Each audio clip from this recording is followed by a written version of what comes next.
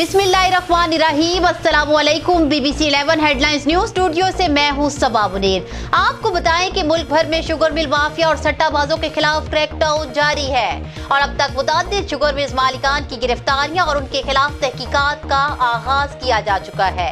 अब FIA ने मजीद 13 sugar mills के खिलाफ कार्रवाई का आगाज कर दिया है।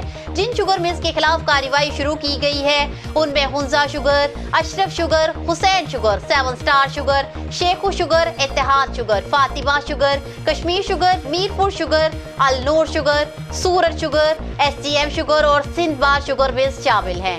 FIA हुकाम का कहना है कि अब तक 15 शुगर ब्रोकर सट्टा ग्रुप्स के हवाले से अपने बयानात रिकॉर्ड करवा चुके हैं, जबकि FIA ने 8 शुगर मिल्स मालिकान को नोटिस भिजवाए, लेकिन ताहाल कोई FIA में पेश ना हुआ।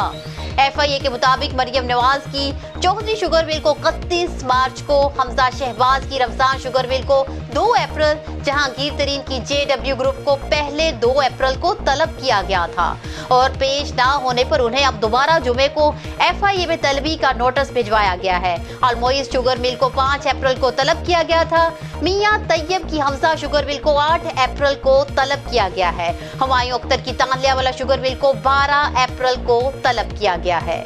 न्यूज स्टूडियो से फिल वक्त इतना ही।